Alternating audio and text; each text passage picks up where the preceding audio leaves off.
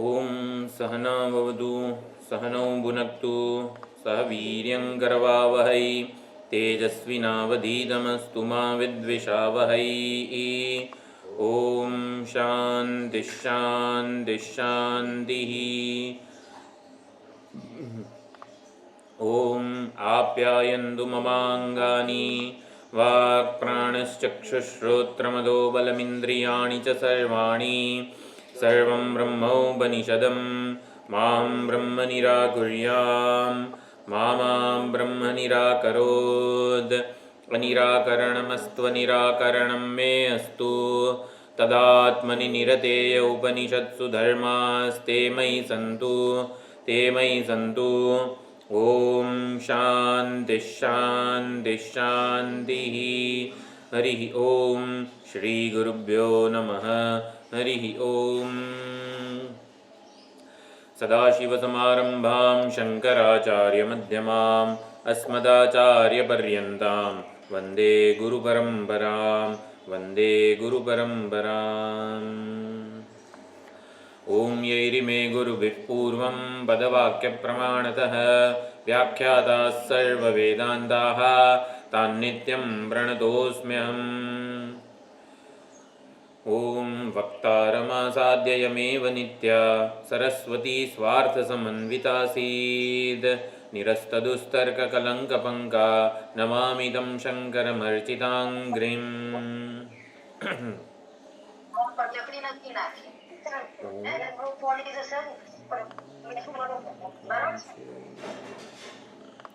ओम नमो भगवते भूमविद्याचार्याय स्कंदाय ब्रह्मिष्ठाय योगीश्वराय सोपान आरोहणवत् शाखाचन्द्रदर्शनवत् भूमाख्यनिरतिशय तत्त्वोपदेष्ट्रे सनत्कुमाराय न्यायतः उपसन्नाय मृदितकषायाय कृतकर्तव्याय सर्वविज्ञानसाधनशक्तिसम्पन्नाय निरतिशयश्रेयस्साधनप्राप्तिकामाय त्यक्त उत्तमभिजनविद्यावृत्तसाधनशक्तिसम्पत्तिनिमित्त अभिमानाय सर्वविदे नारदाय देवर्षये च ओम नामादिभ्यः परो भूमा सर्वात्मा कारकोऽद्वयः स्वात्मस्थः प्रत्यगानन्दो नक्षग्राह्यो ग्रहक्षमः सद्विद्याविरहादनेकमहिमत्रय्यादिविद्याविदः यासीच्छोकमहार्णवे निपतनं श्रीनारदस्याप्यऋषेः यं भूमानमवाप्य तत्क्षणमभूत् शोकार्णवोत्तारणम् प्राणान्ते सदृशम् अगम्यममलं तं नौमि सिंहाननम्।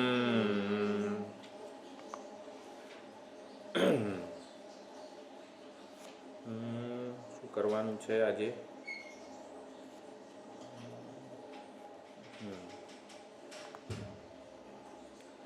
कुछ हुआ है प्रिपरेशन सुधाबेन?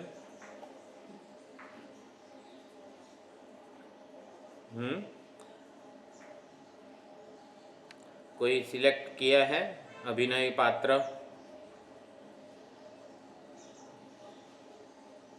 प्रज्ञाबेन? અભિનય પાત્ર નથી કર્યું પણ મેં ભૂમા વિશે લખ્યું હતું તે તમે પછી પાછળ એના માટે મેં મારી તૈયારી છે. હા તો એ વાંધો નહીં, એ બોલવું હોય તો પણ ચાલશે.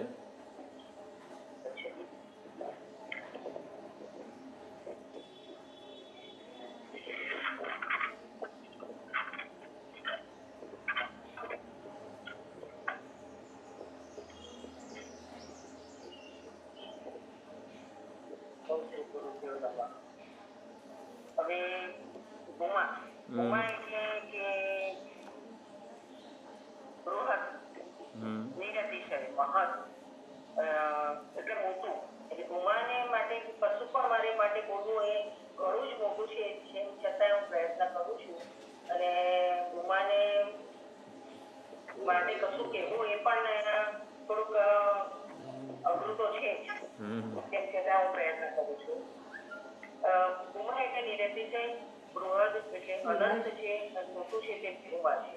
અલ્પ તે સા અતિશય છે અને તે અલ્પ ભૂમાથી ઉત્તરનું જે કંઈ છે તે અલ્પ છે.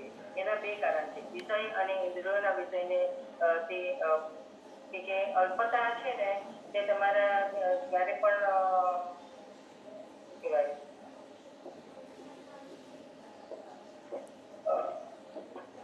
એક મિનિટ હા હા ના ના બરોબર વાંધો નહીં.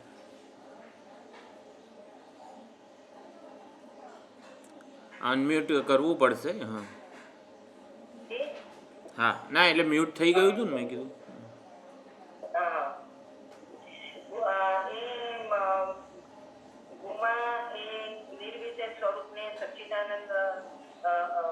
નિરૂપાધિક સ્વરૂપને આપણે જાણવાનું છે. સચ્ચિદ આનંદ એ કોઈ દ્રષ્ટિબિંદુ નથી, એ સ્વાભાવિક છે. તે હું એટલે કે આત્માનું જ ધર્મ કે સ્વરૂપ છે. એટલે સુખ પ્રાપ્ત થાય ત્યારે ભાવનાપૂર્વકનું એટલે કૃતિ શ્રદ્ધા નિષ્ઠા જે વિજ્ઞાનપૂર્વકનું જીવન જીવાય તેને કરવાની ઈચ્છા કેવી રીતે છે તે ઓળખવું જોઈએ. તે શોધવાથી કે દર્શન કરવાથી મળે તેવું સ્વરૂપ નથી. એટલે આ નિશ્ચય એવો છે કે ખબર નથી કે હું પોતે જ દર્શનો છું, એ ટાઈપનો ગુમાનો નિશ્ચય છે. એટલે નિરૂપાધિક સ્વરૂપ જ હું એ ખ્યાલ બદલવાનો છે.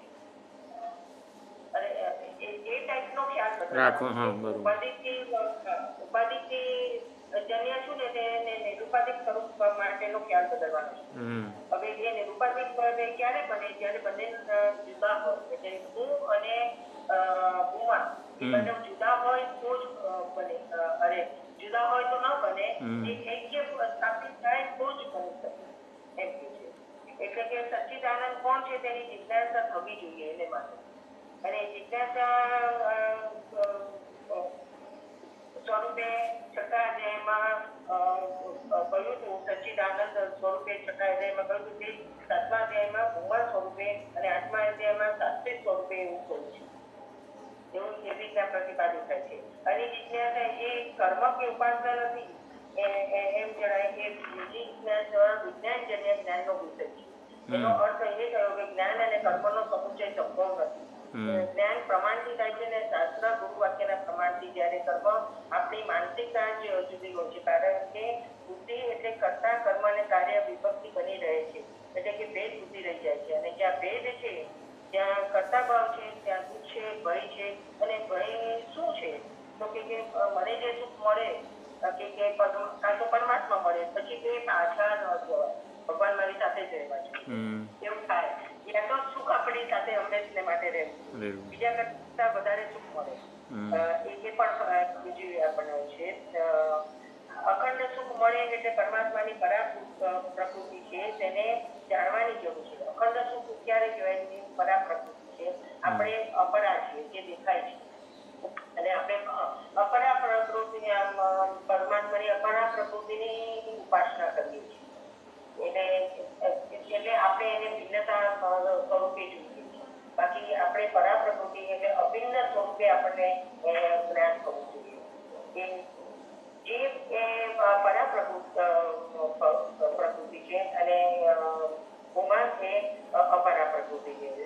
એને હૃદયસ્થ ચૈતન્ય રૂપે કે જે નિર્ગુણ નિરૂપાધિક સ્વરૂપ છે, જે એક જ આ ચરાચર જગતમાં એક જ સ્વરૂપ વ્યાપ્ત છે.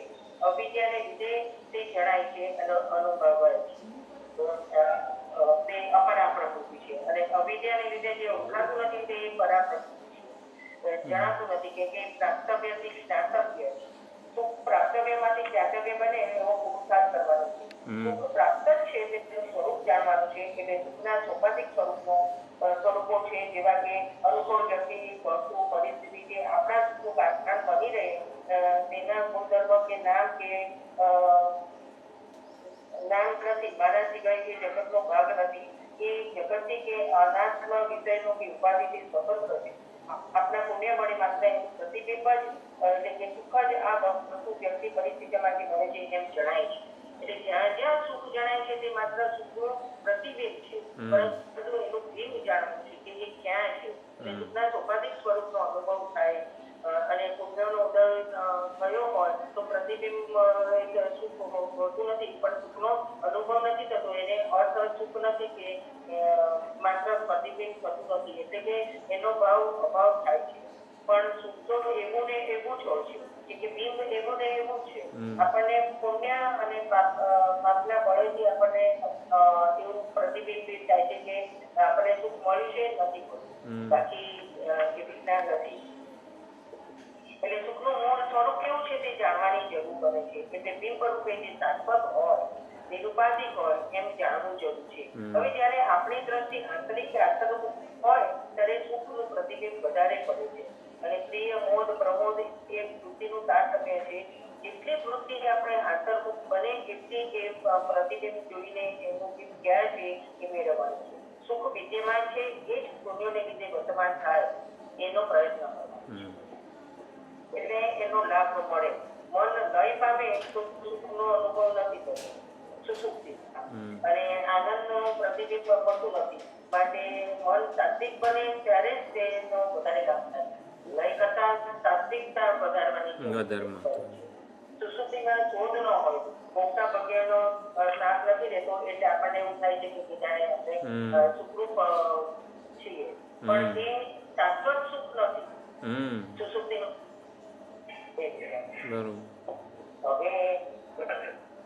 હવે સુખની ઈચ્છા નારદજીને સુખની ઈચ્છા થઈ હતી કેમ કે એને પ્રાણને પોતે અહંભાવ સ્થાપિત કર્યો એમણે. અહંભાવથી એમને મેળવ્યું હતું અને એને એમ સમજ્યા કે પ્રાણ જ અંતિમ સત્ય છે. હા, એ જ સત્ય છે. પરંતુ એવું નથી. એટલે એમની જિજ્ઞાસા જન્માવવા માટે સનત કુમારે ગુરુની જવાબદારી લીધી છે અને સુખના ચૈતન્યના રૂપાધિક સ્વરૂપને જ્યાં સુધી ઓળખી ના શકે ત્યાં સુધી એમને એટલે ઉપેરી કર્યો છે અને ત્યાં સુધી લઈ દૂરી ગયા, હાથ પકડીને લઈ ગયા. પછી હવે ઈચ્છા અજ્ઞાન કલ્પિત છે. ઈચ્છા તે અજ્ઞાન કલ્પિત છે, માટે તે કોઈ દિવસ પૂરી ન થાય. માટે આપણને સુખના શોધના માંગણ હતી. સુખ મેળવવાની ઈચ્છા અનાત્મા કલ્પિત નથી, પરંતુ અનાત્મા વિષયોમાંથી સુખ મેળવવાની ઈચ્છા આપણને અજ્ઞાન કલ્પિત છે. જે અજ્ઞાન આપણા મૂળ સ્વભાવથી વિપરીત બતાવે છે. આપણો મૂળ સ્વભાવ સુખરૂપ જ છે, પણ અજ્ઞાનને લીધે એના પર આવરણ આવી ગયું છે. તે તૃષ્ણાથી જ જન્મે છે લગભગ. એટલે આવરણ વિક્ષેપથી તૃષ્ણા આવરણ વિક્ષેપથી આપણને સુખ કરાવ્યા જ કરે છે. કાં તો એ તૃષ્ણા પતે ત્યાં બીજી તૃષ્ણા ઉત્પન્ન કરાવે છે. એટલે દસમાને પ્રાપ્ત કરવાની ઈચ્છા ને તૃષ્ણા કહે છે અને જિજ્ઞાસા દસમાને જાણવાની ઈચ્છાને જિજ્ઞાસા કહે છે. આપણે જિજ્ઞાસાને એ કરવાની છે. તૃષ્ણા દસમું બનીને ઈચ્છા પૂર્તિનો પ્રયત્ન તે જિજ્ઞાસા છે અને દસમું બનીને દસમાને ઓળખવાની ઈચ્છા તે જિજ્ઞાસા છે. સર્વકર્મ સંન્યાસ પૂર્વક આત્મજ્ઞાન નિષ્ઠા રૂપા ધર્માત પરમ નિષ્ઠ શ્રેયસમ ભવતી. એટલે મોક્ષથી આત્મજ્ઞાનના નિષ્ઠારૂપ કર્મથી સર્વકર્મ સંન્યાસથી સર્વકામ સંન્યાસથી જો આપણને પરમ પુરુષાર્થ પ્રાપ્ત થાય છે અને એ જ આપણું પ્રયોજન હોવું જોઈએ. એ જ આપણું પરમ પુરુષાર્થ છે. છેલ્લું તો જોરદાર હતું. મનમાં કઈ પોઈન્ટ રહી ગયો હોય તો મને જણાવજો. ચોક્કસ. જ્ઞાન નિષ્ઠા શું છે? જીવન મુક્તિ અથવા તો મોક્ષ પુરુષાર્થ ક્યારે સિદ્ધ થાય? સર્વકર્મ સંન્યાસ પૂર્વકના આત્મજ્ઞાન નિષ્ઠારૂપ ધર્માત. જે જીવનનો પરમ પુરુષાર્થ છે, મોક્ષ છે, એ સિદ્ધ થતો હોય છે. એટલે એનાથી જ ભાષ્યકારનું આ વાક્ય છે એ લગભગ બધા જ ઉપનિષદોમાં પ્રસ્થાનત્રયી ભાષ્યમાં આ જ પ્રમાણે આવેલું છે. પછી ચાલો હવે લખીને મોકલવું હોય તો પણ એવું પણ શક્ય બનશે. અને આપણે આજે અર્જુન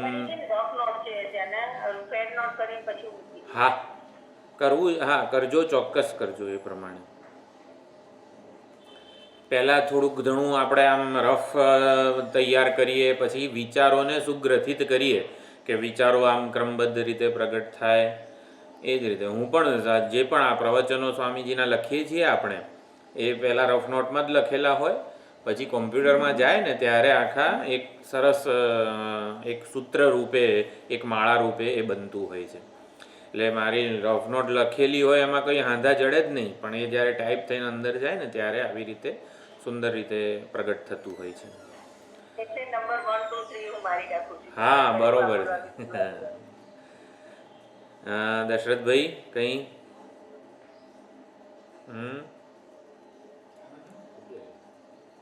ચાલો આપણે વિચારીશું. એટલે તમે કરજો પ્રયત્ન, બીજા બધા આવે ને ત્યારે સાથે એવું હોય ને તો એકવાર આપણે જે અહીંયા લોકલ છે અમદાવાદમાં એકાદ વાર આશ્રમમાં પણ ભેગા થઈને આ વસ્તુ કરી શકીશું. અને હવે શું કરીશું?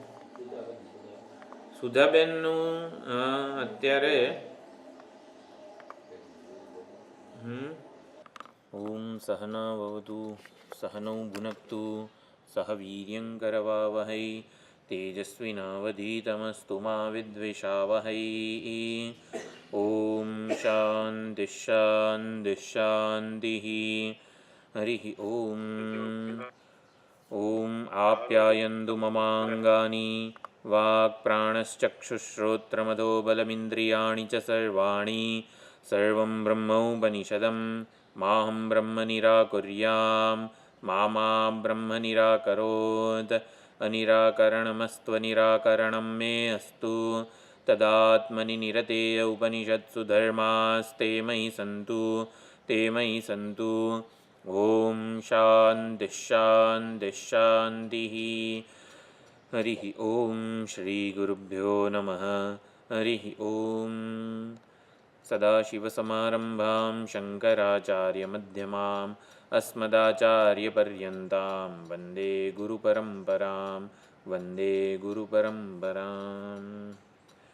ॐ यैरिमे गुरुभिः पूर्वं पदवाक्यप्रमाणतः व्याख्याताः सर्ववेदान्ताः तान्नित्यं प्रणतोऽस्म्यहम्. वक्तारमासाद्ययमेव नित्या सरस्वती स्वार्थसमन्वितासीत्. निरस्तदुस्तर्ककलङ्कपङ्का नमामि तं शङ्करमर्चिताङ्घ्रिम्. ઓમ નમો ભગવતે. આપણે આ મંગલાચરણ જે છે એ બોલી લઈએ.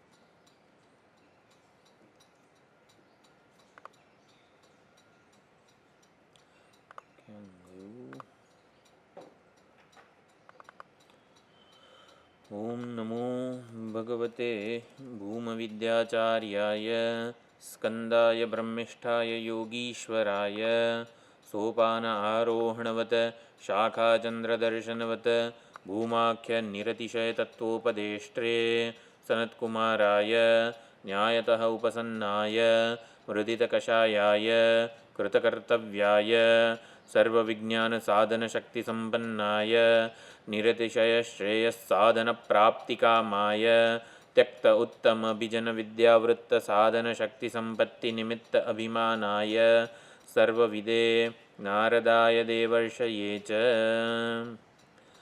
ॐ नामादिभ्यः परो भूमा सर्वात्माकारकोऽद्वयः स्वात्मस्थः प्रत्यगानन्दो नक्षग्राह्यो ग्रहक्षमः सद्विद्याविरहादनेकमहिमत्रय्यादिविद्याविदः यासिच्छोकमहार्णवे निपतनं श्रीनारदस्याप्यऋषेः યં ભૂમાનમવાપ્ય તત્ક્ષણમભૂત શોકાર્ણવોત્તારણમ પ્રાણાન્તે સદૃશમ અગમ્ય મમલમ તમ નૌમિ સિંહાનનમ.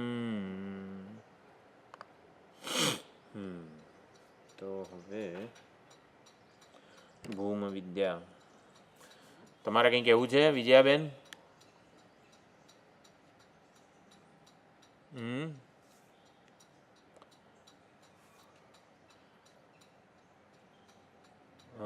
ઓકે, વાંધો નહીં.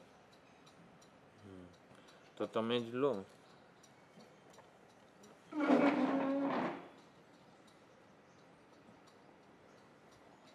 આમ હા, આ ડાબી બાજુ આવશે આમ તેને.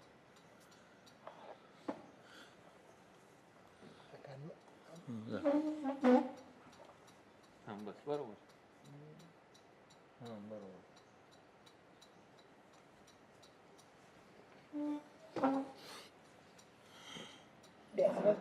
હા હા. ઓમ સહનાવતુ સહનો ભુનક્તુ સહ વીર્યં કરવાવહૈ તેજસ્વિનાવતીતમસ્મા વિદ્વિષાવહૈ. ઓમ શાંતિ શાંતિ શાંતિ. હે ગુરુદેવ, આપ ખૂબ મહેનતપૂર્વક અમારી આત્મ સ્વરૂપ વિશેની અવિદ્યા દૂર કરવા પ્રયત્ન કરો છો. તે માટે અમે બધા શિષ્યો આપણા ઋણી છીએ. આજે આપે અમને ભાવ અભિવ્યક્તિની તક આપી તે બદલ આપનો ખૂબ આભાર. હવે પહેલાં વૈરાગ્યની વ્યાખ્યા. ભૌતિક સિદ્ધિઓથી પોતાને ન માપીએ તે જ વૈરાગ્ય છે. સિદ્ધિઓનું અભિમાન છોડીને આત્મજ્ઞાન મેળવવા સદગુરુ પાસે જવું પડે. પછી બીજું સરળતા. મર્યાદાઓ વિશેષતાઓનો અધ્યારોપ ન કરો તે સરળતા છે. આત્મા પોતે અપ્રમેય છે. આત્મજ્ઞાન શાસ્ત્ર પ્રમાણથી જ પ્રાપ્ત થઈ શકે છે. આત્મજ્ઞાન મારા જીવનની મૂળભૂત જરૂરિયાત બની જવી જોઈએ. તે માટે પોતાના પ્રભુને ભારપૂર્વક પ્રાર્થના કરવી પડે. મારે સુખી થવું છે, પરંતુ મારે કેવા સુખની જરૂર છે તે મને ખબર નથી. અજ્ઞાન મને વિચાર કરવા દેતું નથી. હું સુખ પ્રાપ્તિ માટે કર્મ અને ઉપાસનાનો સહારો લઉં છું. જ્યારે આત્મા અનાત્માનો વિવેક જાગૃત થાય ત્યારે મને સમજાય કે કંઈક કરવાથી સુખ મળી શકે તેમ નથી. ન પકડવા જેવી વસ્તુઓને મારે છોડવી પડે, ત્યાગ કરવો પડે. મારા અજ્ઞાન કલ્પિત આગ્રહ, મારા અભિપ્રાયો છોડવા પડશે. સુખની વ્યાખ્યા બદલવી પડશે. સુખી થવા વિજ્ઞાનની નહીં પરંતુ વેદાંતની જરૂર છે. વ્યવહારિક પ્રયત્નથી દસમારૂપી નિર્તિશય સુખ પ્રાપ્ત થતું નથી. દસમારૂપી સુખની વિપરીત ભ્રાંતિ દૂર થવી જોઈએ. દસમારૂપી સુખને શોધવાની રીત પડકારવી પડશે. ટેવ અને પ્રયત્નને પડકારવા પડશે. અનાદિકાળથી સુખની શોધના પ્રયત્નને પડકારવો પડશે. ઘટના કે પરિસ્થિતિ આપણામાં અધૂરપ જન્માવે ત્યારે જ શોક જન્મે છે. કોઈ પણ ઘટના શોક નથી કે મોક્ષ સિદ્ધિ પણ નથી. વિપરીત રીતે જાણેલો હું શોકનું કારણ છે. શાસ્ત્ર આચાર્યના ઉપદેશથી જાણેલો હું મોક્ષનું કારણ છે. આત્મસભાનતા. હુંમાં અનેક વસ્તુઓ ઉમેરીને હું મને જાણું છું. સૌથી વધુ આત્મસભાનતા વિકસેલ છે તે જ શોકનું કારણ છે. તેનો ઉપયોગ શાપમાંથી વરદાન બને તે રીતે કરવો પડે. Free will. સ્વતંત્રતા એટલે સુખ અને પરતંત્રતા એટલે જ દુઃખ. સુખ દુઃખ મનની કલ્પના જ છે, વાસ્તવિકતા નથી. સુખના નિમિત્તો દોરીમાં જણાતા સર્પ સમાન છે, અધ્યારોપ માત્ર છે. વિવેકી સાધક માટે હું વિશેના મારા ખ્યાલો મારી સમસ્યા બની જવી જોઈએ. પ્રમાતા બનીને હુંને જાણવા પ્રયત્ન કરો ત્યાં સુધી શોક નિવૃત્તિ થતી નથી. સંન્યાસ. હું વિશેના વિપરીત ખ્યાલો છોડવાનો ઉત્સાહ એ જ સંન્યાસ છે. હું વિશેની સાચી ઓળખ માટે, સુખની જિજ્ઞાસા માટે આત્મજિજ્ઞાસાપૂર્વક ગુરુજી પાસે જવું પડશે. ઈચ્છાથી નહીં પણ ઈચ્છુકથી છૂટવાનું છે. પોતાનાથી ભિન્ન વસ્તુઓને જાણવાની વિદ્યાઓનો ટોટો નથી. જ્યાં સુધી પોતાને નહીં જાણીએ ત્યાં સુધી સંતોષ કદાપી નહીં થાય.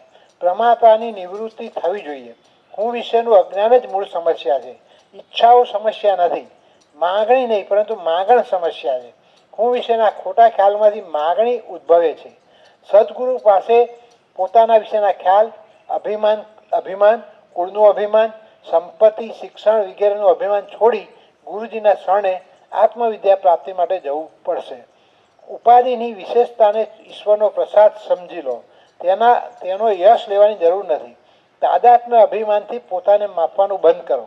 પરમાત્માને પ્રત્યેગાત્માથી ભિન્ન જાણવાથી તે જડ બની જશે. પરમાત્માને પ્રત્યેગાત્મ રૂપે જાણવાથી પરમાત્માને ચૈતન્યનો લાભ મળશે.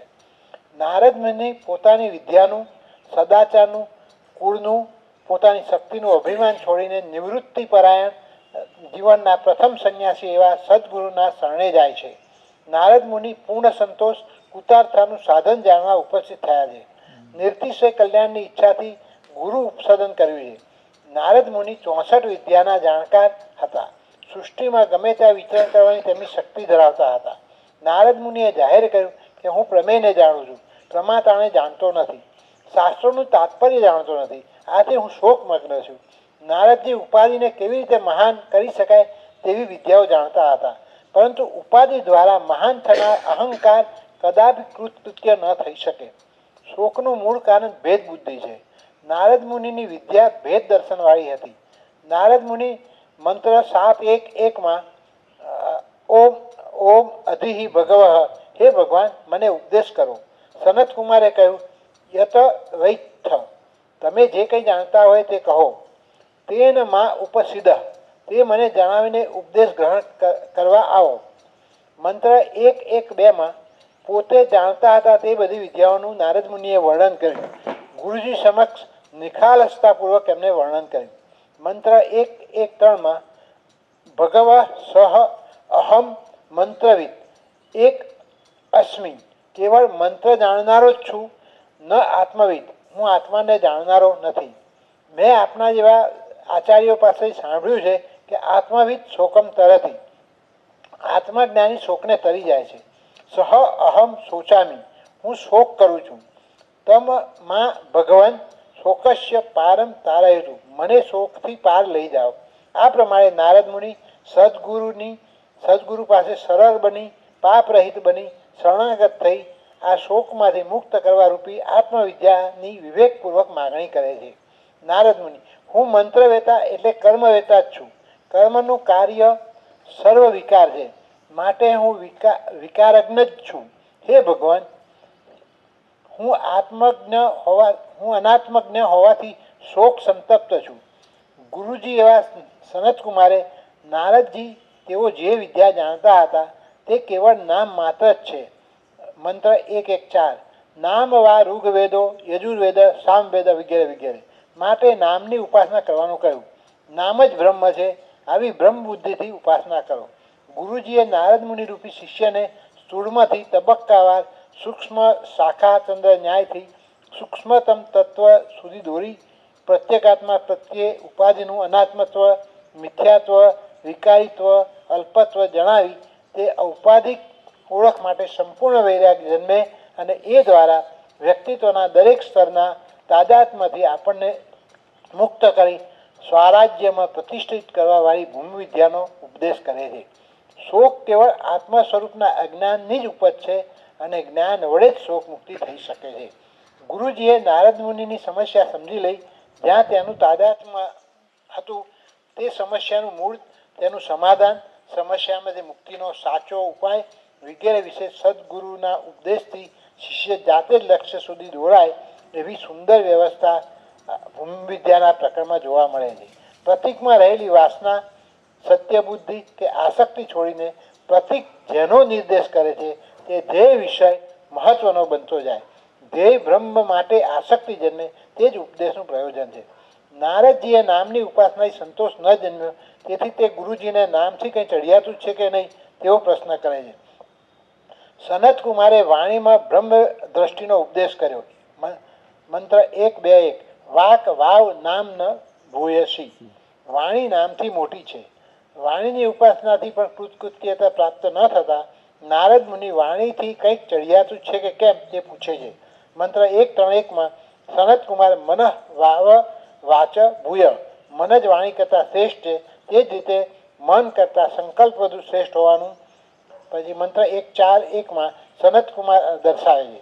મંત્ર 1:5:1માં સનત કુમાર સંકલ્પ કરતાં ચિત્ત, 1:6:1માં ચિત્ત કરતાં ધ્યાન, 1:7:1માં ધ્યાન કરતાં વિજ્ઞાન, 1:8:1માં વિજ્ઞાન કરતાં બળ, 1:9:1માં બળ કરતાં અન્ન, 1:10/1 અન્ન કરતાં જળ, 1:11/1 જળ કરતાં તેજ, 1:12/1 તેજ કરતાં આકાશ, 1:13/1 આકાશ કરતાં સ્મરણ, 1:14/1 સ્મરણ કરતાં આશા, 1:15/1 આશા કરતાં પ્રાણ શ્રેષ્ઠ હોવાનું જણાવ્યું. પ્રાણ વા આશાયા ભૂયાત યથા વૈ. સમગ્ર વિશ્વ અને વ્યક્તિત્વ પ્રાણ ઉપર જ આશ્રિત છે. પ્રાણમાંથી જ સક્રિયતા અને ચેતનતા પ્રાપ્ત કરે છે. પ્રાણ જ જગત બની ગયો છે. સર્વત્ર પ્રાણ શક્તિની જ અભિવ્યક્તિ છે. પરમાત્મા જાણે કે ઉપાધિમાં પ્રાણ રૂપે વ્યવહાર કરી રહ્યા છે, માટે જ પ્રાણ જ આત્મા છે તેવો ભ્રમ થાય છે. પ્રાણ પ્રત્યેક આત્મા નથી, પરંતુ આત્માનો પ્રતિનિધિ છે. પ્રાણ જ સર્વનું અતિક્રમણ કરીને રહેલો છે. બુદ્ધિ વડે સર્વત્ર પ્રાણના દર્શન કરનારો પ્રાણાત્મવાદી અતિવાદી છે. વ્યવહારિક દ્રષ્ટિએ સર્વોત્કૃષ્ટ ઉપાસના પ્રાણની છે. નારદજી પોતે કૃતકૃત્યતા અનુભવવા લાગ્યા. નારદજીએ ફરીથી પ્રશ્ન ન કર્યો. સુષુપ્તિમાં પ્રાણ છે અને પણ શોક નથી, માટે પ્રાણાત્મવાદી શોકને તરી જાય છે. નારદજીને પણ મિથ્યા સંતોષ થયો, માટે ફરીથી પ્રશ્ન કરતા નથી. ગુરુજી જાણે છે કે પ્રાણને આત્મા રૂપે જાણવો યથાર્થ નથી. પ્રાણ આત્માની સાચી ઓળખ નથી. નામથી પ્રાણ સુધી ઉપાસનામાં જાણનારો રહેલો છે. જાણનારો ક્યારે અલ્પત્વમાંથી મુક્ત ન થઈ શકે. ત્રિપુટી રૂપે અજ્ઞાન હોય ત્યાં સુધી શોક નિવૃત્તિ સંભવ જ નથી. પ્રાણ આત્માનું તટસ્થ લક્ષણ છે. આત્મજ્ઞાન માટેનું નિમિત્ત છે. પ્રાણ સ્વયં અનૃત છે. પ્રાણ મિથ્યા છે, વિકારી છે, નામ રૂપાત્મક છે. અને પ્રાણ એકમાત્ર ખ્યાલ છે. નામ એક ખ્યાલ છે. રૂપ એક વસ્તુ છે જે હંમેશા મર્યાદિત છે. આત્મા તો પ્રાણનું નામ રૂપનું અતિક્રમણ કરીને રહેલો છે. પ્રાણનું મૂળ સ્વરૂપ અસ્થિભાતિ પ્રિય છે. પ્રાણ આત્માનું પ્રતિબિંબ છે. જેનું પ્રતિબિંબ પ્રાણ છે તે જ આત્મા સત્ય છે. મિથ્યા પ્રાણ છોડી સત્ય આત્મા ઉપર ધ્યાન કેન્દ્રિત કરવાનું છે. નારદ મુનિ વાસ્તવમાં અકૃતાર્થ હોવા છતાં પોતાને સાચા અર્થમાં અતિવાદી માનવા લાગ્યા. આવા શ્રદ્ધાળુ યોગ્ય શિષ્યને ખોટા તાદાત્મ્યથી મુક્ત કરવા મહાત્મા સનતકુમારજી સામે ચાલીને ઉપદેશ કરે છે. એ વતુ વા અતિવદતી યહ સત્યેન અતિવદતી. પ્રાણાત્મવિદ પારમાર્થિક દ્રષ્ટિએ અતિવાદી નથી. નામ વગેરેની અપેક્ષાએ તેનું અતિવાદિત્વ છે. પરમાર્થ સત્ય મારાથી અભિન્ન છે. આત્મ સ્વરૂપે વિદ્યમાન છે. તેની ઉપાસના નથી કરવાની. મિથ્યા અંશનો ત્યાગ કરી સત્ય અંશને આત્મ સ્વરૂપે જાણવાનો છે. નિરુપાધિક નિર્વિશેષ સત્ય આત્મ સ્વરૂપે લક્ષિત થાય છે. એ અપરોક્ષ જ્ઞાનનો વિષય છે, ધ્યાનનો નથી. સત્ય જાણવાથી સત્ય બની જવાય. સત્ય મારાથી અભિન્ન છે. હું સત્ય સ્વરૂપ છું. નારદજી જેનાથી વિજ્ઞાન જન્મે એ સાધનો શ્રવણ મનનથી નારદજી કહે જેનાથી વિજ્ઞાન જન્મે એ સાધનો શ્રવણ મનનથી હું જાણવા માગું છું. ગુરુ અને વેદાંતના ઉપદેશ વાક્યો સત્ય જ છે. તેની આસ્તિક્ય બુદ્ધિ હોય તો જ શ્રવણ મનન રૂપી વિજ્ઞાનના સાધનોનું અનુષ્ઠાન થઈ શકે. ઇન્દ્રિય સંયમ, ચિત્તની એકાગ્રતા, અંતર્મુક્તા, પ્રત્યેગાત્માને રૂપે પૂર્ણ અનંત આનંદને જાણવાનો પ્રયત્ન એ જરૂરી છે. મારી બહાર આનંદ ક્યાંય નથી, મારી ભીતર જ છે. હું પોતે જ આનંદ સ્વરૂપ છું. આના માટે સંપૂર્ણ વૈરાગ્ય જરૂરી છે. ભૂમાના ઉપદેશની છેલ્લી ભૂમિકા નિર્તિશય અનંત બિનશરતી સુખ માટે મારે આત્મ સ્વરૂપને જાણવાનું છે. આવો ઉપદેશ થાય ત્યારે કૃતિ, નિષ્ઠા, શ્રદ્ધા અને વિજ્ઞાન આપોઆપ જન્મે છે. યો વહી ભૂમા તત્સુખમ. ભૂમા જે અનંત છે, બિનશરતી છે, નિર્નિમિત છે, નિર્તિશય છે, નિર્વિશેષ છે, નિર્ભેળ છે, એ જ ભૂમા છે. એ જ આનંદ છે. તે જ હુંની સાચી વાસ્તવિકતા છે. ભૂમા એટલે અમર્યાદિત, નિર્વિશેષ, મારાથી ક્યારેય દૂર ના હોય, મારાથી અભિન્ન ન હોય એવું એ ભૂમા છે. ભૂમા નિર્વિકાર છે અને મારા માટે વિશ્વસનીય છે. નાત્યેવ સુખમ અસ્તિ ભૂમા એવ સુખમ. યો વહી ભૂમા તદ મૃતમ. અલ્પતાનો ખ્યાલ જ દુઃખ જન્માવે છે. હું હંમેશા અલ્પતામાંથી મુક્ત થવાનો ઉપાય કર્યા કરું છું. ઉપાધિની સર્વ પ્રકારની મર્યાદાથી અસંગ, મુક્ત, અસ્પૃષ્ટ, ભૂમા છે અને ભૂમા મહાન છે. તે જ ભૂમા છે, તે જ ભૂમા હું છું. જે અલ્પ છે તે વિકારી છે, શરતી છે, અનાત્મા છે, મિથ્યા છે. તેનાથી ક્યારેય મને સંતોષ પ્રાપ્ત ન થાય, કારણ કે મારી ઈચ્છા અનંતની છે. અલ્પતા તો ઔપાધિક છે, એ વાસ્તવિકતા નથી. તેમાં થતા સુખના દર્શન કેવળ માત્ર આભાસ જ છે. હવે ભૂમાનું લક્ષણ વર્ણવતા કહે છે, યમ નાન્યત પશ્યતિ વગેરે આખો શ્લોક. ભૂમાથી જુદું કાંઈ જ નથી. ભૂમામાં અન્યપણું નથી. ભૂમામાં અન્ય દર્શનનો અભાવ વિવક્ષિત છે. ભૂમામાં કર્તું કરણ કર્મ ક્રિયાનો નિષેધ કરવામાં આવ્યો છે. નિષેધ મુખે આત્મતત્વનું વર્ણન થયું છે. એકબીજાથી વિભક્ત એવા ત્રિપુટીરૂપ સર્વ વિકલ્પોથી અતીત પ્રત્યેગાત્મા ભૂમા છે. ભૂમામાં અધિકર્તવ્યનો નિષેધ કરેલ છે. અવિદ્યા કાળે અન્યને અન્ય વડે જુએ છે, અન્ય વડે ગ્રહણ કરે છે. અન્યત્વ જ અલ્પતા છે. અલ્પતા જ સંસાર છે. અલ્પતા જ મહાન દુઃખ છે, કારણ કે અલ્પતા અસલામતી જન્માવે છે. મર્ત્યત્વ ભય વિગેરે અનર્થો ઊભા કરે છે. દ્રષ્ટા હંમેશા દ્રશ્યથી પૃથક જ રહેવાનું. દ્રષ્ટા ક્યારેય અલ્પતાના ખ્યાલમાં મુક્ત ન થાય. બીજી વસ્તુને જાણવા જ્ઞાતા જોઈએ. ભૂમાને જાણવા જ્ઞાતાની જરૂર નથી. ઉલટું જ્ઞાતાને છોડવો પડે. જ્ઞાતા બનવામાંથી મુક્ત થવું પડે. ત્રિપુટી દૂર થાય ત્યારે જ ભૂમા આત્મા રૂપે ઓળખાય. ભૂમા ત્રિપુટી રહિત હોવા છતાં અજ્ઞાન કાળે તે ત્રિપુટી રૂપે ભાસી રહ્યો છે. તે જ જ્ઞાતા છે, તે જ જ્ઞેય છે, તે જ જ્ઞાનના વેશ ધારણ કરે છે. નારદજી ભૂમિના પ્રતિષ્ઠા પૂછે છે. ભૂમા પોતાના મહિમામાં પ્રતિષ્ઠિત છે. જગત ભૂમાનો મહિમા છે. જગતના નામ રૂપમાં અસ્થિ ભાતિ પ્રિયના દર્શન થાય છે. એ જ ભૂમાનો મહિમા છે.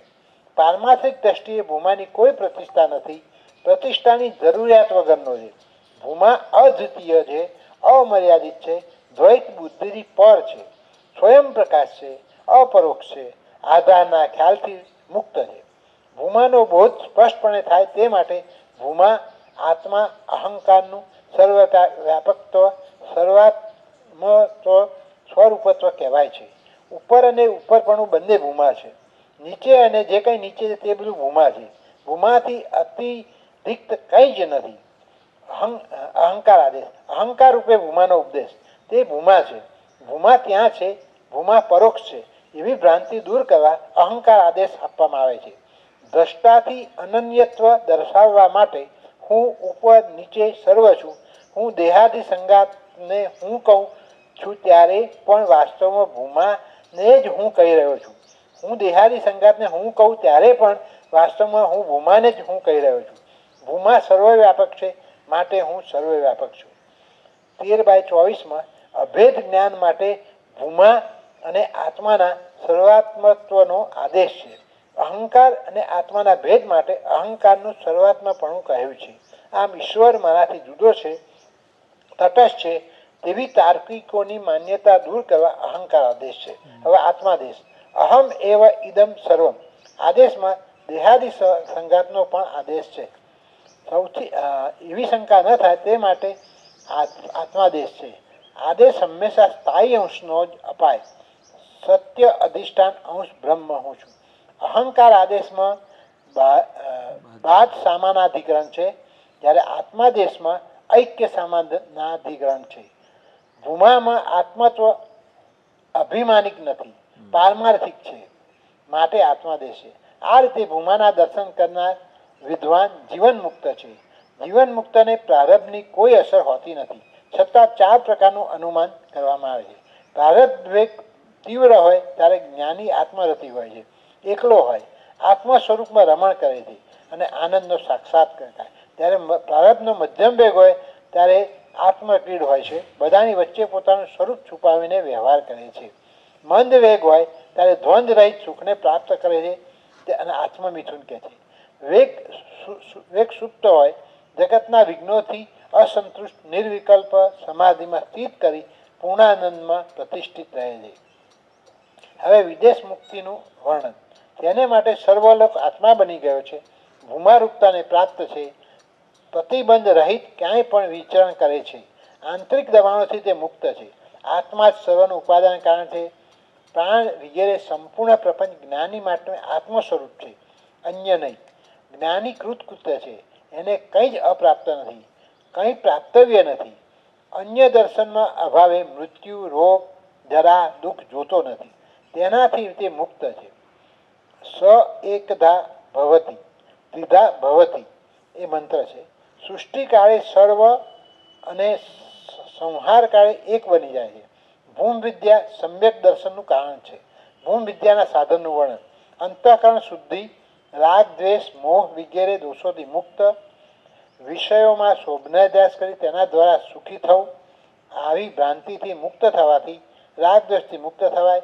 અંતઃકરણ શુદ્ધ, સાત્વિક, નિર્મળ બને ત્યારે ધ્રુવા સ્મૃતિ જન્મે. પૂર્ણ બ્રહ્મના આત્મદર્શન થાય. આત્માનું ભૂમત્વ સ્પષ્ટપણે પ્રગટ થાય. સનત કુમારે નારદ મુનિની યોગ્ય બ્રહ્મ જિજ્ઞાસુ શિષ્ય હોવાથી અવિદ્યાથી પરમાર્થ તત્વ ભૂમત્વનું દર્શન કરાવ્યું. સનત કુમારનું બીજું નામ સ્કંદ છે. બહુ સારું. આખી ભૂમ વિદ્યા. ગજબ. ઋષિભાઈ તમને પૂરી રીતે કવર કરી. Yes. He has covered all your points. કેવા ડાયા ડમરા લાગે. હા, ભણતા છોકરાઓ કેવા ડાયા ડમરા લાગે ટીચરને.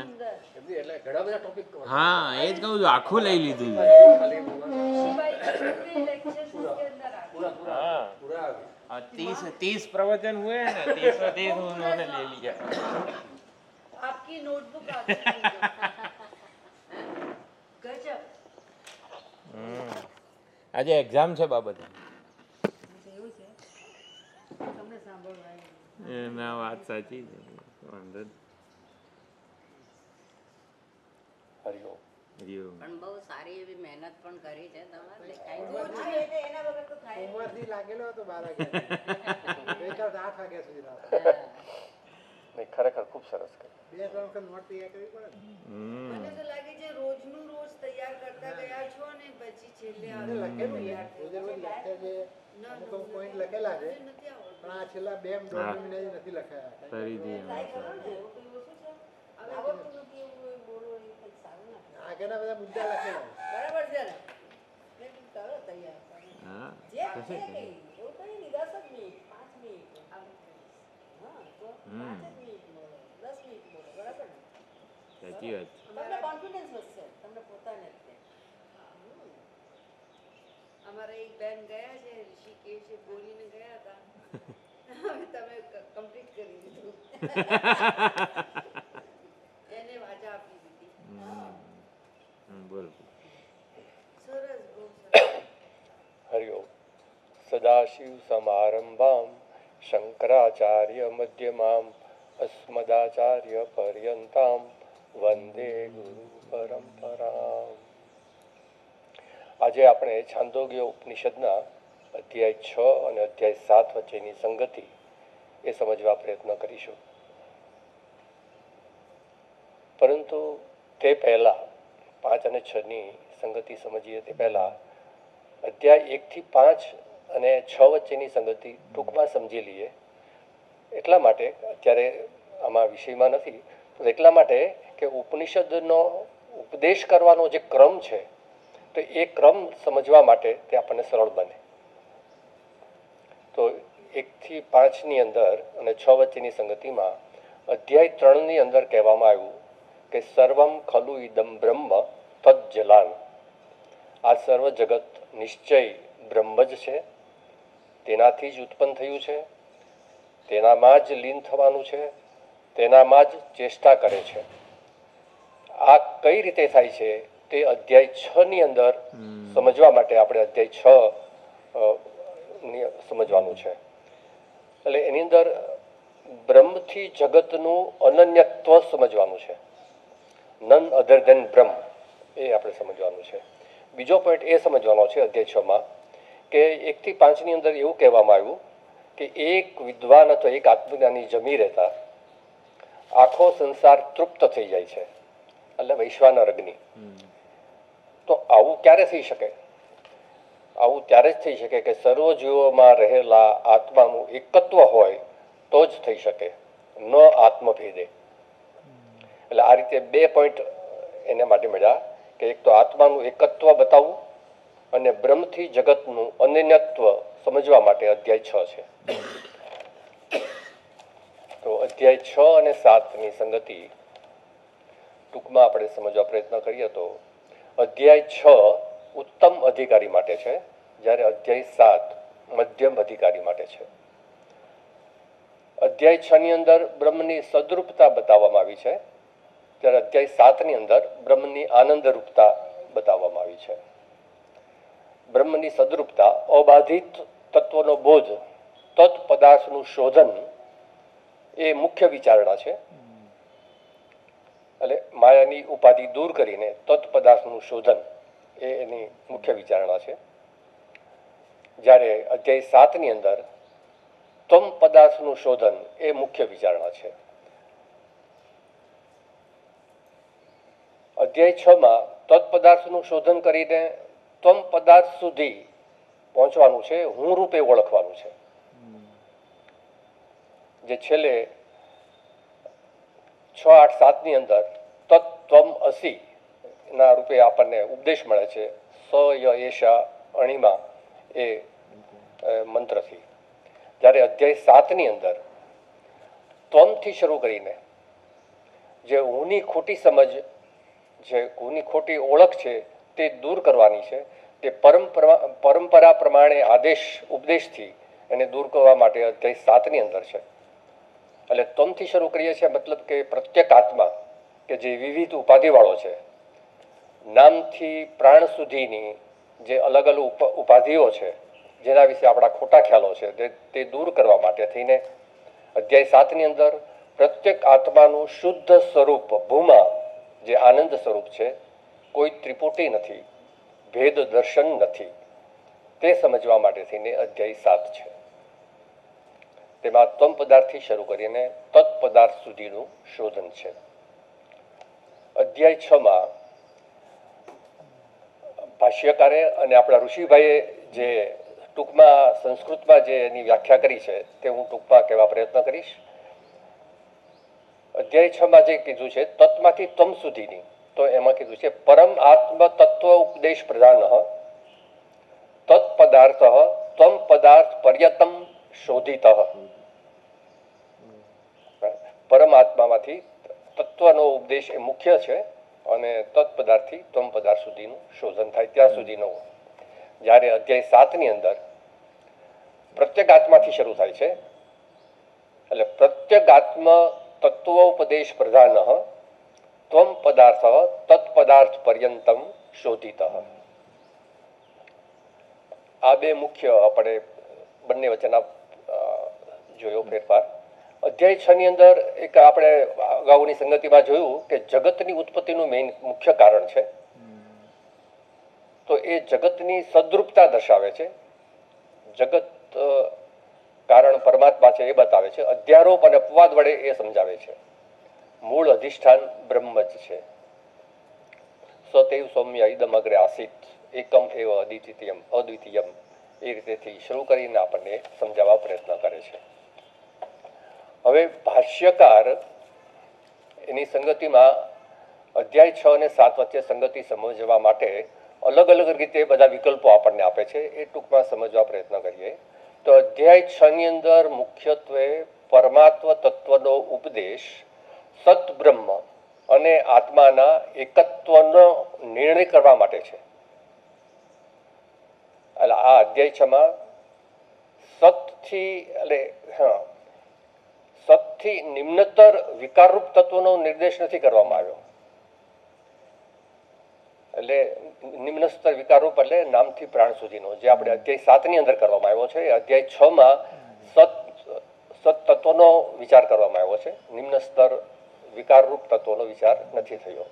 તો અધ્યાય 7માં તેથી નામ વગેરે નામથી પ્રાણ સુધીના તત્વનો ક્રમશઃ નિરૂપણ કરીને તેના વડે શાખાચંદ્ર દર્શન સમાન ભૂમા એવા સંજ્ઞાવાળા નિર્તિશય તત્વનો નિર્દેશ કરવામાં આવ્યો છે.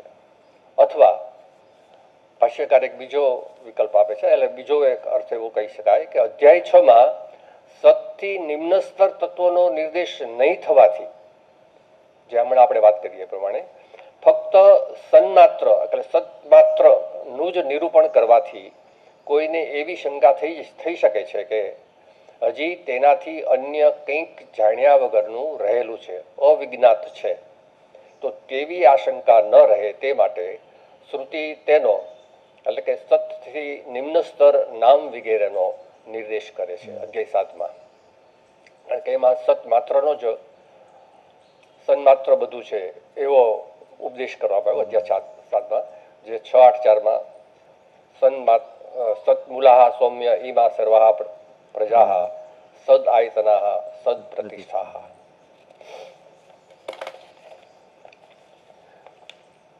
અથવા ભાષ્યકાર એક બીજું પણ એક પોઈન્ટ આપે છે કે જે રીતે સીડી ઉપર પગથિયા ચડવા સમાન સ્ટેપ્સ જેને આપણે કહીએ એ રીતે સ્થૂળથી શરૂ કરીને અને નામથી પ્રાણ સુધી, જે નામથી શરૂ કરીને પ્રાણ સુધી એક પછી એક સ્ટેપ સમજીએ. ત્યાંથી શરૂ કરીને બુદ્ધિના સૂક્ષ્મ અને સૂક્ષ્મતર વિષયનું જ્ઞાન કરાવીને તેના અધિકારીને ઉત્કૃષ્ટ જ્ઞાન કરાવવાનો હેતુ છે અધ્યાય 7ની અંદર. અથવા નામ વગેરે ઉત્તરોત્તર વિશિષ્ટ તત્વ છે એટલે નામથી પ્રાણ સુધીના તે બધાની અપેક્ષાએ ભૂમા સંજ્ઞક તત્વ અત્યંત ઉત્કૃષ્ટ છે તે પ્રકારની સ્તુતિ કરવા માટે પણ હોઈ શકે છે.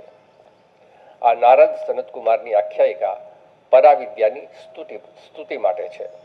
અથવા એક હજી પણ ભાષ્યકાર કહે છે કે આત્મજ્ઞાનથી વધીને અન્ય કોઈ કલ્યાણનું સાધન નથી એ દર્શાવવા માટે આ આખ્યાયિકા છે.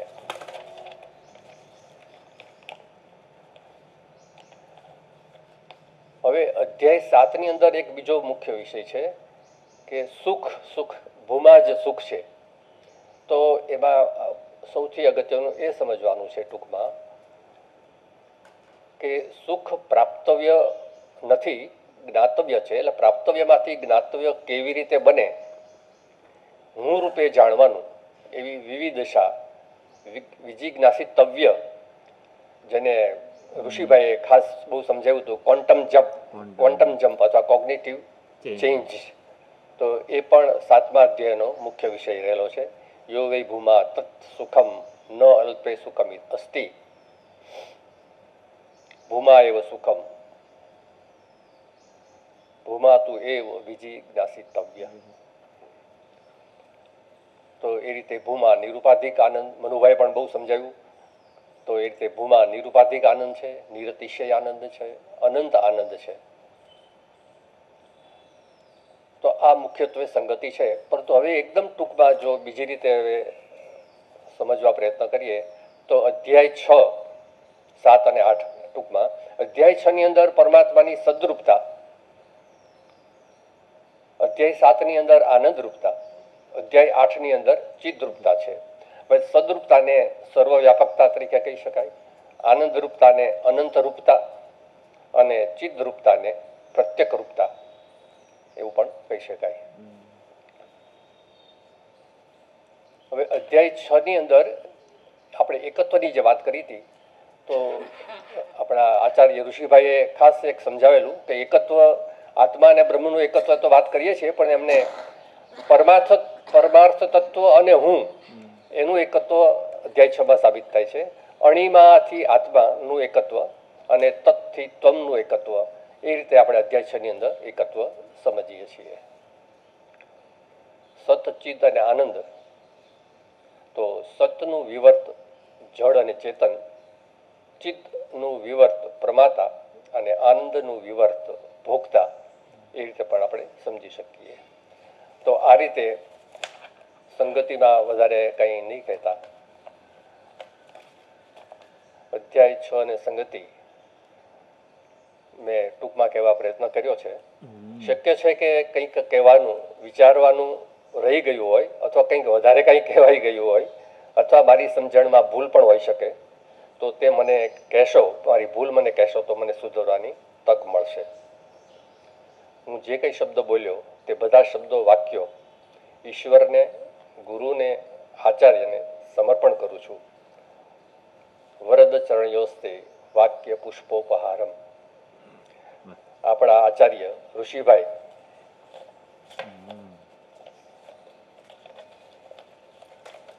જેવા જ્ઞાની આચાર્યની કૃપાથી આપણને આજે સમજવાનો જે અવસર મળ્યો છે, ચાન્સ મળ્યો છે, તો તે ફક્ત આચાર્યની કૃપાથી ફક્ત શ્રવણ જ નથી કરતા, પરંતુ શ્રવણથી વિશેષ મનન અને નિધિધ્યાસન કઈ દિશામાં કરવું જોઈએ, સાચી દિશામાં નિધિધ્યાસન, ફક્ત નિધિધ્યાસન સાચી દિશામાં એટલું જ નહીં, પરંતુ નિધિધ્યાસનની તીવ્રતા સાથે નિધિધ્યાસન, સૂક્ષ્મથી સૂક્ષ્મતમ રીતે નિધિધ્યાસન કઈ રીતે કરી શકાય તે અલગ અલગ ડાયમેન્શનથી આપણને સમજાવે છે.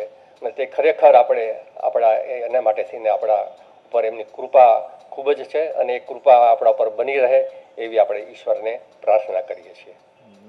તો ઈશ્વર, ગુરુ અને આચાર્યની કૃપા અમારા બધા સાધકો ઉપર બની રહે તેવી ઈશ્વરને પ્રાર્થના. ઓમ શાંતિ શાંતિ શાંતિ. હરિ ઓમ. બહુ સુંદર, બહુ સુંદર. મસ્ત પ્રયત્ન. हम खुद धन्यता का अनुभव करते हैं, ये सब करते हैं ना तब, इसीलिए बहुत अच्छा है. સંગતિનો એક પણ ટોપિક બાકી રહ્યો નથી. ભાષ્યકારે જેટલી સંગતિના અથવા અથવા અથવા કરીને વિકલ્પો આપેલા છે એ બધા વિકલ્પો વણી લીધા છે. જે વસ્તુ ભાષ્યકારે જોઈ આ સંગતિમાં 6થા અધ્યાય અને 7મા અધ્યાય વચ્ચે, અને બીજા આચાર્યોએ પણ જોઈ, એ બધું જ વણી લીધું. એનો પણ ખૂબ આનંદ છે. પૂજાબેનને કંઈ કહેવાનું છે? वो करेंगे प्रिपेयर करके भी आप कुछ ऐसे ही. ના, મેં તો કહેવાનું હોય અને રહી જાય એવું ના. नहीं नहीं अभी नहीं, मतलब कि हाँ हाँ वो समझ सकते हैं. नहीं, आप ऐसे होता है कि आप लिखते जाएंगे तो वो खुद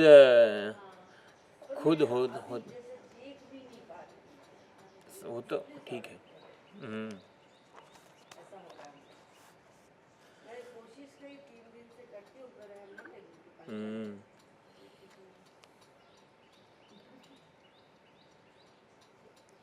પણ ખરેખર આવી રીતનું અધ્યયન આપણે બધા ભેગા થઈને થઈ રહ્યું છે. સહધ્યાયીઓ જ છીએ, જાણે કે સનતકુમાર 4 ભેગા થાય તો એક ક્ષણે એક વક્તા હોય, બીજા શ્રોતા હોય, અને પછી બીજા દિવસે બીજો વક્તા હોય, બાકીના 3 શ્રોતા હોય. એક વાત હતી, જેમ આપણું આ કમ્પેરિઝન ચાલતું હતું ત્યારે આપણે જગત અને તત્ શબ્દમાં શોધન કર્યું, અને પછી આપણે તત્ શબ્દ પર આવ્યા.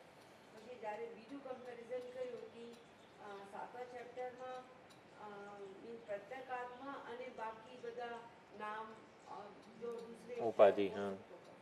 और इस 6th चैप्टर में खाली तत् है, तो तत् के साथ कंपैरिजन माया का तो हुआ है ना, वो इधर नहीं है, वही है, पर अकेला नहीं था तत्, ऐसा नहीं होगा. जैसे यहाँ नाम वगैरह है वैसे वहाँ જગત ઉપાધિ છે તત્ની, અને અહીંયા નામથી પ્રાણ ઉપાધિ છે તોમની. એટલે વિવેક એ રીતે જ દર્શાવ્યો. જગતમાં અધ્યારો 6થા ચેપ્ટરમાં અધ્યારોપ અપવાદ, સમગ્ર જગતનો તત્ ઉપર અધ્યારોપ બતાવ્યો કે 3 ભૂત ઉત્પન્ન થયા, એ 3 ભૂતે જ સમગ્ર જગત રૂપે પ્રગટ થયું. અને પાછું યદ અગ્નેઃ રોહિતમ રૂપમથી અપવાદ થયો કે 3 રૂપાણી ઇત્યેવ સત્યમ સદૈવ સત્યમ, એમ કરીને. નામથી પ્રાણ સુધીમાં અધ્યારોપ અપવાદ નથી, એ વિવેક છે કે નામથી પ્રાણ સુધીમાં અહંભાવ સ્થાપિત કર્યો એ અધ્યારોપ થયો.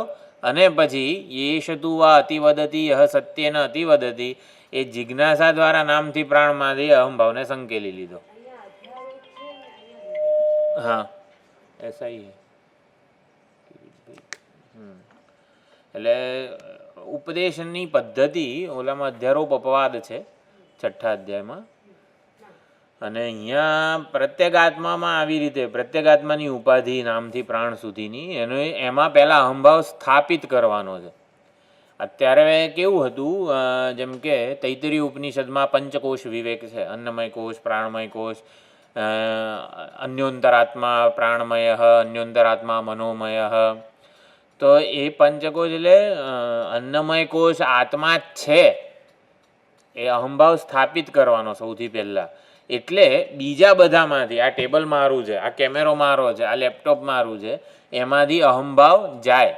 એમાંથી અહંભાવ દૂર કરવા માટે આ શરીર આત્મા છે આ બધું નહીં. પછી આ શરીર અનાત્મા છે, પ્રાણ આત્મા છે, એટલે પ્રાણમાં અહંભાવ સ્થાપિત કરવાનો. પછી પ્રાણ અનાત્મા છે, પણ પ્રાણ જેને લીધે ચાલે છે એ મન આત્મા છે.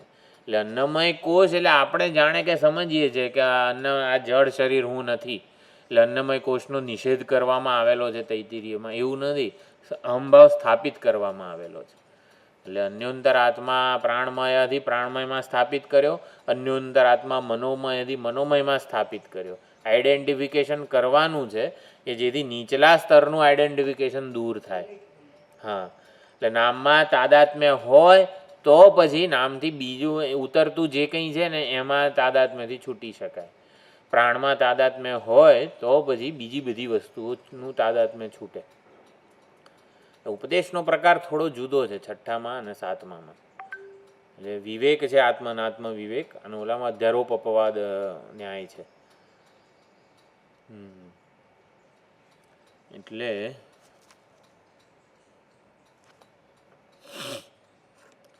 બહુ સુંદર, એટલે 6ઠ્ઠો અધ્યાય પણ સરસ રીતે આપણે અધ્યયન થઈ શક્યું. 7મા અધ્યાયમાં પણ ખાસું 7મા અધ્યાયની જે યુનિક પ્રદાન છે, ક્વોન્ટમ જમ્પ, જિજ્ઞાસા વગેરે, એ પણ નોંધવા જેવું છે. દરેક જણે પોતે એના ઉપર વિચાર કરવા જેવો છે. જિજ્ઞાસા સૌથી વધારે અગત્યની વસ્તુ છે.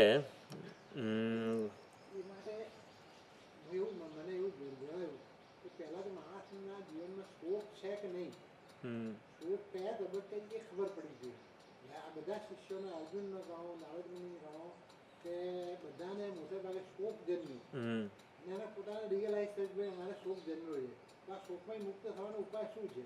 તો એ ગુરુજી પાસે જાય. જ્યાં સુધી વ્યક્તિને શોક છે એવું જ જીવનમાં ખબર નથી, ત્યાં મારું જીવન બધું બરાબર જ હવે કાંઈ તકલીફ જ નહીં, ત્યાં સુધી એને જિજ્ઞાસા ના જન્મ. એટલે એને જે શોક છે વાસ્તવમાં છૂપો શોક છે, એને બહાર લાવો. આ છૂપો શોક છે, તમને દેખાતો નથી, વાસ્તવમાં બધા શોક તો છે જ. જો એને રિયલાઇઝ થાય કે મારું જીવન જે ચાલી રહ્યું છે શોકમય જ છે, તો એ ચોક્કસ એનામાં જિજ્ઞાસા જન્મ છે, આ શોકમય મુક્ત થવા માટે ઉપાય છે. તો મોટે ભાગે આ જ પરિસ્થિતિ છે કે ક્યારે સવારે સાંજ ઉઠીએ છીએ તો આપણને ખબર નથી મારું જીવન શોકમય ગયું.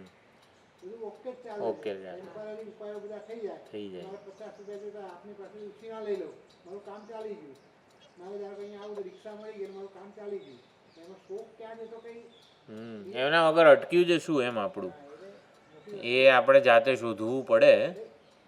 અને અર્જુન વગેરેના કિસ્સામાં તો આ નિમિત્ત ઊભું થયું. એટલે ઓલું શોકને સાઉથના આચાર્ય છે ને ઓલા દયાનંદજીના આમાં શેમાં હોમ સ્ટડી કોર્સ જે છે ને એમાં લખેલું છે કેન્સરની ગાંઠ જેવો છે. એટલે કેન્સરની ગાંઠ હોય ને ત્યાં સુધી ખબર જ નથી પડતી, અને એકવાર એકદમ ત્રીજા ચોથા સ્ટેજમાં આવી જાય ત્યારે ખબર પડે, ત્યારે હેન્ડલ થઈ શકતો નથી. એટલે અર્જુનની જેમ ફસડાઈ પડે, નારદજીની જેમ ફસડાઈ પડાય એમ. જીવવાની સ્ટાઇલ આવી છે, how are you, I am fine. તો એ વિચાર ત્યાં રોકાઈ જાય, એ સારું માનવામાં આવે છે. વિચાર કરવાના પોઈન્ટ્સ મળવા જોઈએ કે ભાઈ આ દિશામાં તમે વિચાર કરો કે ભાઈ તમે, મેં પોતાનું એવું સંશોધન કરેલું છે, ધારો કે આ જન્મની અંદર આપણે જન્મ્યા, ત્યાંથી તકલીફો ભોગીને થોડા મોટા થયા, પછી સ્કૂલે ગયા, પછી કોલેજ કાઢો, અભ્યાસ કર્યો, પછી નોકરી મેળવી, લગ્ન કર્યા, હવે આ બધું આખું મકાન લીધું, આ કર્યું, આખી જિંદગી એમાં ગઈ. હવે બીજો જન્મ થશે, જો કશું નહીં કરીએ તો નવેસરથી પાછું એકથી આ વસ્તુ તો મળવાની નથી આપણને, નથી મળવાનું, કે આ ડિગ્રી નહીં મળવાની, કે આ નોકરી નહીં મળવાની. એટલે એકથી ફરી નવું જીવન શરૂ થશે, અને આના કરતાં વધારે તકલીફો એ જીવનમાં હોય છે. હોઈ શકે અથવા ઓછી બી હોઈ શકે. એટલે કંઈક રસ્તો તો કરવો જ પડે જેથી વારે ઘડીએ આ ચક્ર ચાલુ જ રહે એવું નહીં, ચક્રથી મુક્ત થઈએ. એટલે વિચાર જ આમ તો મુખ્યત્વે ઓલું પ્રધાન સાધન છે. આપણે રાગદ્વેષ વગેરેની જ્યારે ચર્ચા કરી, સત્વ શુદ્ધ ધ્રુવા સ્મૃતિ સર્વગ્રંથિનામ વિપ્રમોક્ષ છેલ્લું જે છે એમાં એવું આવ્યું હતું ને કે રાગદ્વેષ કરીએ છીએ. એક 5 વ્યક્તિઓ માટે આપણને દ્વેષ ને રાગ ને વગેરે હોય છે એમ. એક 5 વ્યક્તિઓ માટે આપણે વેદાંતને એટલું બધું આમ તક નથી આપતા. એટલે એક વસ્તુ એ પણ છે, ખાલી વિચાર જ નથી કર્યો કે એ વ્યક્તિ વસ્તુ આપણું કેટલી મનનું રોકાણ કરી લે છે. એટલે આપણે સામાન્ય રીતે જેમ જીવતા આવ્યા છીએ માન્યતાઓના આધારે, એને આ જ્ઞાનના બળે પડકારતા નથી. જ્ઞાનથી શ્રવણ કરીએ પણ જ્ઞાનની સમજ દ્વારા માન્યતાઓને પડકારવાની છે. જીવન માન્યતાઓ જ પ્રમાણે જીવાય છે. એટલે સમજપૂર્વક નથી જીવાતું, પરંતુ માન્યતાઓને આધારે જ જીવાય છે. એટલે માન્યતાઓ એટલે આપણા રાગદ્વેષથી માંડીને જે કંઈ પણ છે બધી, એટલે બિલીફ જે છે ને એ આપણા જીવનનો સારથી છે અત્યારે. મારું આખું વ્યક્તિત્વ ઓગળી જવું જોઈએ. વ્યક્તિત્વ આખું જો ઓગળી જાય ને નામથી લઈને તો તમારું કામ થઈ જાય. એટલે બિલીફ જે માન્યતાઓને પડકારીએ જેમ જેમ સમજના સ્તરે કે આ આમ છે, આપણે આ માન્યતાઓના આધારે જીવન જીવતા આવ્યા છીએ, આપણી અનુકૂળતાઓ સચવાય ત્યારે આપણે કંઈક કરીએ, આ બધી જ તો જ કરવાનું હોય ને એમ. આને માન્યતા કહેવાય. કેમ પ્રતિકૂળતામાં ના કરાય કંઈ, એ માન્યતા જ છે, એને કોઈ દિવસ પડકાર્યું જ નથી. તો એવી રીતે જે મૂલ્યવાન વસ્તુ આપણને ખબર પડી છે કે આ વસ્તુ અત્યંત મૂલ્યવાન છે, એના માટે જેટલો આપણે કંઈક જતું કરીએ ને ત્યારે એ મૂલ્ય આત્મસાત થાય. એના માટે જ્ઞાન માટે આપણે કેટલું જતું કર્યું, આપણી સગવડતાઓ આપણી અનુકૂળતાઓ કેટલી જતી કરી છે તો આપણને એનું મૂલ્ય જન્મે. એટલે એ પણ ખાસ અગત્યનું છે જિજ્ઞાસા માટે. જિજ્ઞાસા તીવ્ર કઈ રીતે બને? તો જિજ્ઞાસા આત્મજ્ઞાન વગેરે, પરમાત્મા, ઈશ્વર, પ્રેમ, ભક્તિ, આ બધા માટે આપણે આપણી કેટલી અનુકૂળતા કે આપણા કેટલા ગમા અણગમાને પડતા મૂક્યા. સબરને શ્રી હરિ મેલ મમતા પરી. તો આ લોકો શિબિર રાખે છે, પરમવાળા શિબિરમાં જ આપે છે જ્ઞાન, સિવાય આપતા નથી. કે તમે તમારું કંઈક છોડીને આવો તો તમને આનું મૂલ્ય રહે. અઠવાડિયા માટે તમે જાઓ ને અઠવાડિયા માટે તો છોડ્યું. એટલે તમારે શું છે કે વાતાવરણ આખું બદલાઈ જાય, તમારું માનસિકતા બદલાઈ જાય કે અહીંયા ભણવાનું જ છે. એટલે તમે જે છોડીએ ને એટલું મૂલ્ય આપણને ઊભું થાય જ્ઞાન માટે. શું છોડીને શું મેળવવું છે એટલું મૂલ્ય ઊભું થાય. આ જ વસ્તુ કે છે ઘરમાં તમે સાંભળી શકો, એસીમાં બેસીને લાંબા પગ કરીને સાંભળી શકો તો એનું મૂલ્ય નહીં રહે તમને. આના 3 આદેશ ફરીથી સમજાવો. હા, સૌથી પહેલાં ભૂમાદેશ એટલે ભૂમા એટલે આપણા ઈષ્ટ દેવતા હોય કે પરમાત્મા ઈશ્વર, જેને આપણે જાણવાના છે, જેને જાણવું આ વેદાંત શાસ્ત્ર પાસેથી આપણે એકમાત્ર લક્ષ્ય રૂપે નક્કી કરેલું છે. તો એને જાણવા માટે શું કરવું પડે? તો સૌથી પહેલાં તો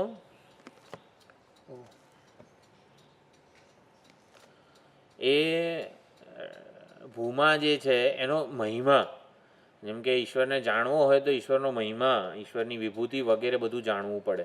એનું વાસ્તવિક સ્વરૂપ શું છે? એટલે ભૂમાનું વાસ્તવિક સ્વરૂપ, ભગવાનનું વાસ્તવિક સ્વરૂપ શું છે? તો ભાઈ શાસ્ત્ર એના માટે પ્રમાણ છે. આપણા માટે ઈષ્ટ દેવતા ભાઈ કૈલાસવાસી શિવજી છે, તો કૈલાસવાસી શિવજીનું રૂપ, એમનો મહિમા, એમનો સ્વભાવ, એમના ગુણો વગેરે માટે શાસ્ત્ર જ પ્રમાણ છે. તો શાસ્ત્રએ ભૂમા વિશે શું કીધું છે એ આપણે સમજવું પડે.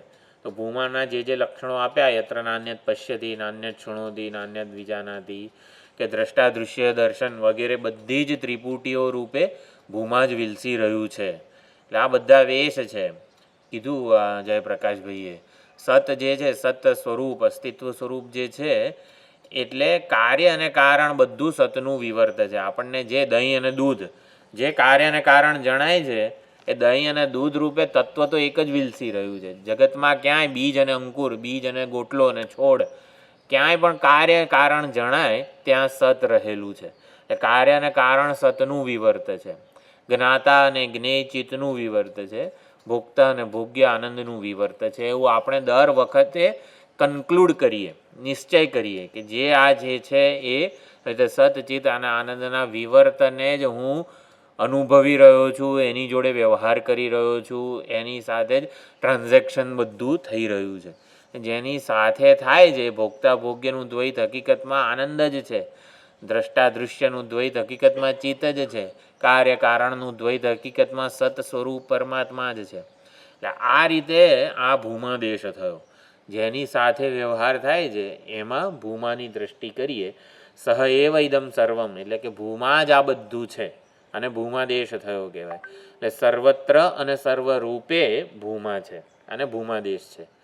પછી અહંકારાદેશ એટલે હા સર્વત્ર સર્વરૂપે ભૂમા છે એમ કહીને ભૂમાના આપણે વખાણ સાંભળીએ અને ભૂમાનો મહિમા જોઈએ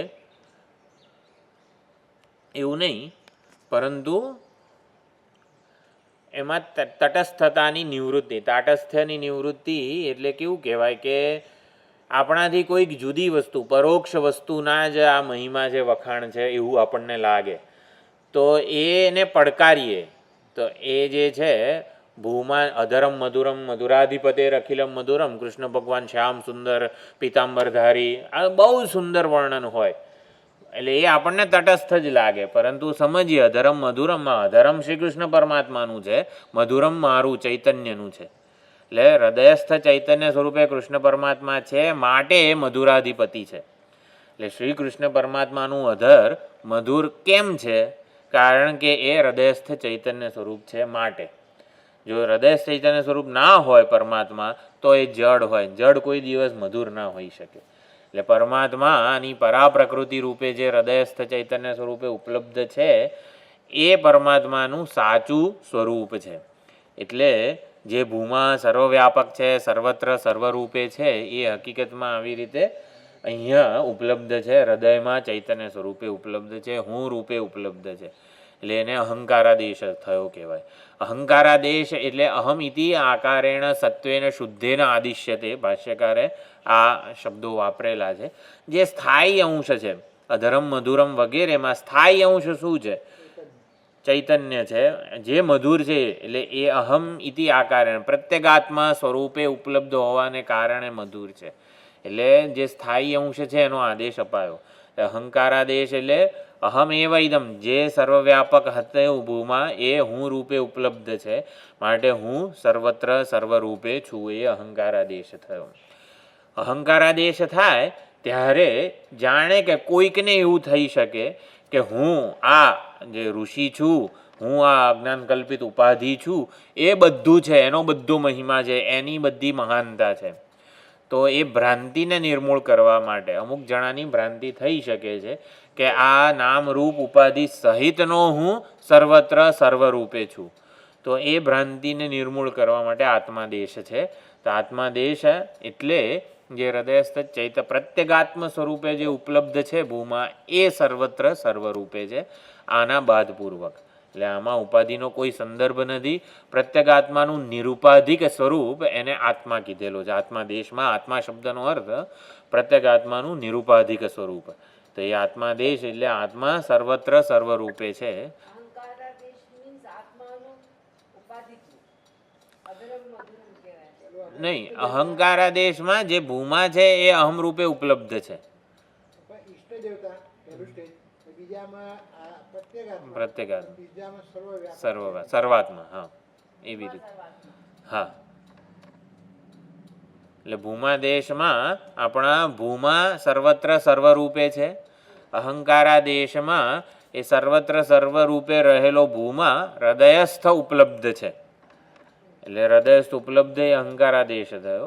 અને હૃદયસ્થ ઉપલબ્ધ જે છે એ પાછું આ એકમાં જ છે એવું નથી, એ બધામાં છે અને બધે છે. એ આત્માદેશ થયો. એટલે કોઈ પણ સત્યને જાણવાની આ રીત છે. પહેલાં સત્યને શાસ્ત્રની મદદથી સત્યના મહિમાને, સત્યના સ્વરૂપને સમજીએ. એ સત્યના સ્વરૂપને સમજીએ ત્યારે લગભગ સત્ય તટસ્થ રહી જાય, મારાથી જુદું રહી જાય. તો સત્યને આત્મ અભિન્ન સ્વરૂપે જાણીએ એ અહંકાર આદેશ થયો. આત્મ અભિન્ન સ્વરૂપે જાણ્યા પછી એને સર્વાત્મા રૂપે જાણવાનું છે, એ આત્માદેશ થયો. એટલે પહેલાં ત્યાં બધે જાણવાનું, પછી અહીં બધે જાણવાનું, અને અહીં રહેલાને બધે જાણવાનું, એવી રીતે છે. એટલે તત્વમસી મહાવાક્ય છે એને પ્રમાણ એટલે કીધું છે કે તત્નું તાટસ્થ્ય દૂર કરે છે, તત્નું તાટસ્થ્ય અથવા તો પરોક્ષતા દૂર કરે છે. અને ત્વમમાંથી આપણને લાગે કે ત્વમ તો અહીંયા આટલું જ છે, મર્યાદિત છે, ના ના, ત્વમનું અપરિચ્છિન્નત્વ બતાવે છે, સર્વવ્યાપકત્વ, પૂર્ણત્વ, બ્રહ્મત્વ બતાવે છે. એટલે આત્મા પૂર્ણ છે, પરંતુ આત્મજ્ઞાન પ્રમાણથી તત્વમસીથી થાય. આત્મા તો દસમો તો છે જ, ઉપલબ્ધ જ છે હું રૂપે, બધાના રૂપે દસમું જ છે, 10 રૂપે દસમું છે, પણ દસમાનું જ્ઞાન કોક કે ને તો થાય એવું છે. એટલે આત્મા સ્વતઃ પ્રમાણ છે, પરંતુ આત્મજ્ઞાન તત્વમસી રૂપી પ્રમાણથી થાય, એ રીતે સમજાવે છે બધું. તો સમય થઈ ગયો છે,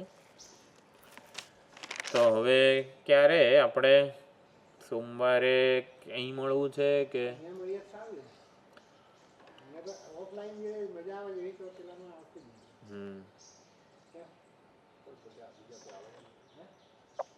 દશરથભાઈ, દિલીપભાઈ આવી શકશે?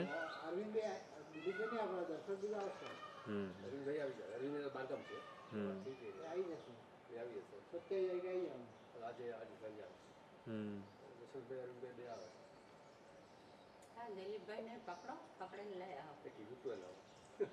ના, એટલે એમને કંઈ સંકોચ થતો હોય કે આવી રીતે મેં તો અટેન્ડ નથી કરે, એ રાખવાની કંઈ જરૂર નથી. આપણે તો આવી રીતે એકદમ ફ્રેન્ડલી જ ભણીએ છીએ.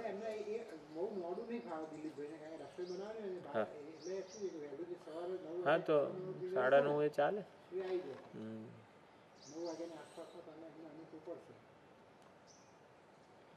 બધાને 9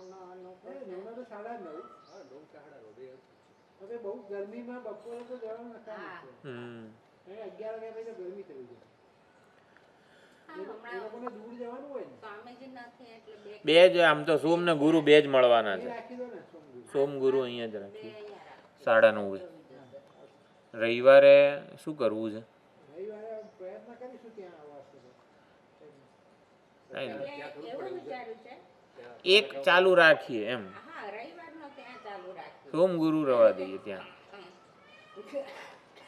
ગાંઠલોડિયાનું બંધ થઈ ગયું. 9 થી 10, 9:30 ત્યાં રાખી દો. 10:30 વાગે?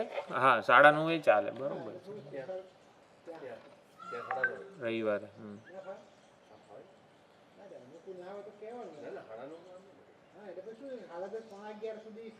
હા, બરોબર.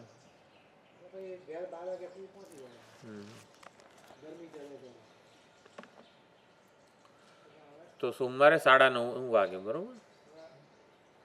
પ્રજાપતિ વિદ્યા.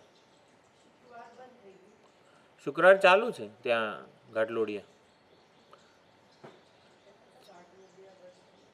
ના, રવિવારે બંધ થઈ ગયું છે.